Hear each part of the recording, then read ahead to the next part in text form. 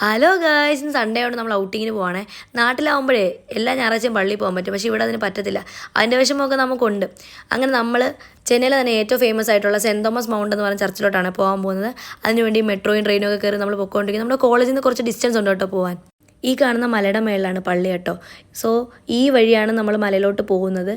അതായത് ഈ കയറ്റം കയറിയാണ് നമ്മൾ പള്ളിയിലോട്ട് പോകുന്നത്. നമ്മുടെ ആഗ്രഹം പറഞ്ഞ് ഈ വഴി കൂടെ പോയി കഴിഞ്ഞാൽ സാധിക്കുന്ന.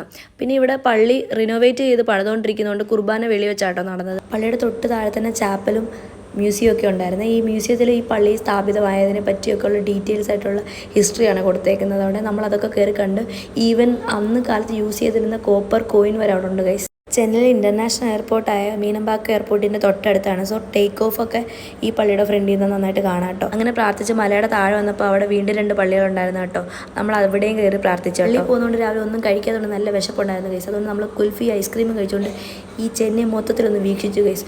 ഉച്ചയ്ക്ക് നമ്മൾ കുറച്ച് ചിക്കൻ റൈസും കഴിച്ചു. നമ്മുടെ തറവാടായ VR മോളിലേക്ക് വന്നു ഗൈസ്. ചുമ്മാ ഇവിടെ കയറിയില്ലെങ്കിൽ ഒരു സുഖമില്ല. അതുകൊണ്ട് നമ്മളിവിടെ കയറി ഗൈസ്. ഒട്ടുമിക്ക എല്ലാ ബ്രാൻഡുകളെയും മോളിലുണ്ട് കേട്ടോ. പിന്നെ നമ്മുടെ ഫ്രണ്ടിന് കുറച്ച് ഫ്രൂട്ട്സ് വേണമായിരുന്നു, അതും വാങ്ങിച്ച് നമ്മൾ തിരിച്ച് ഹോസ്റ്റലിലോട്ട് പോയിക്കൊണ്ടിരിക്കുകയാണ് ഗൈസ്. അങ്ങനെ ഹോസ്റ്റലിൽ കയറുന്നതിന് മുമ്പ് കോളേജിൻ്റെ ഫ്രണ്ടിലുള്ള കടയിൽ നിന്ന് ലൈം ജ്യൂസും കുടിച്ച് രാത്രിത്തേക്കുള്ള ഫുഡും വാങ്ങിച്ച് നമ്മൾ പോവുകയാണ് ഗൈസ്. ബൈ.